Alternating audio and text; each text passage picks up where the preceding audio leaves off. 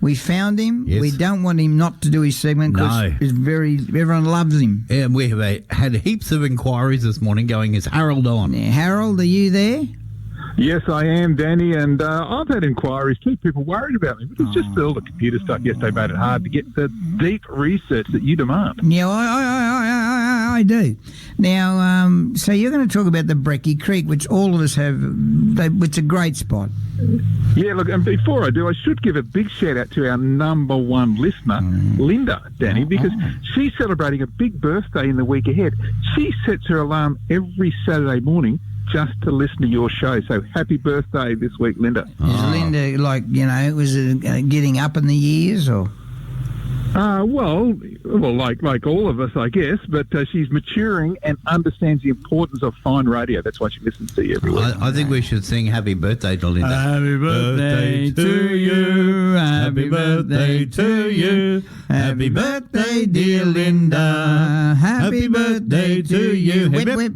Hooray. Whip, whip. Hip, hip. Hooray. Let's get on with this, please. Let's celebrate. Let's talk about... Let's celebrate with a story about the Breakfast Creek Hotel. Please do.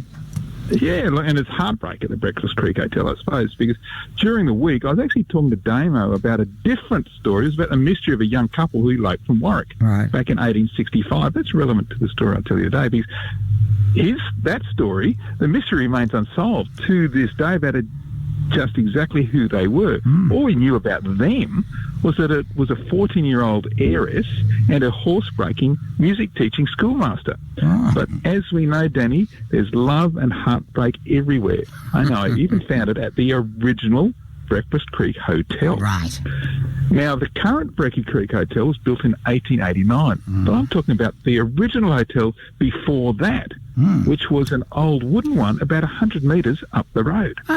Now, it was in August 1865, which was shortly after the eloping was going on in Warwick, that James Foley O'Neill, he came to town and shared his sad story right here in Ipswich. Now, O'Neill was the licensee of the Breakfast Creek Hotel.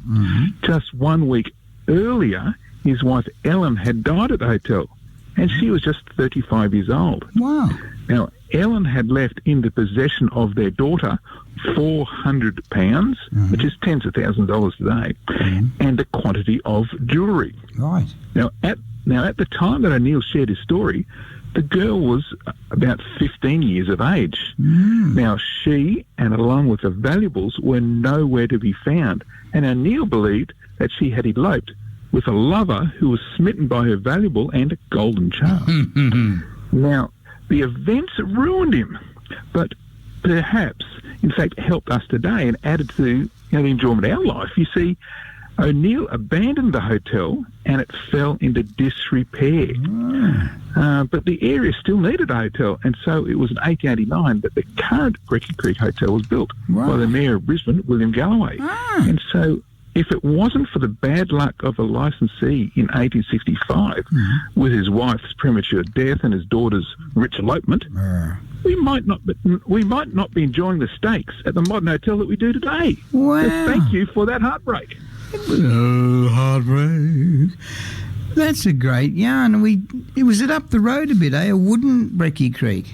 Yeah, just along the creek, but just 100 yards further in. And that's why they call the Brecky Creek. But what a great place to have a steak. But I love going to the Normanby and the Rockley as well. They're fantastic pubs. Now, this story and other stories, there's lots of stories about Ipswich on your website. What is your website?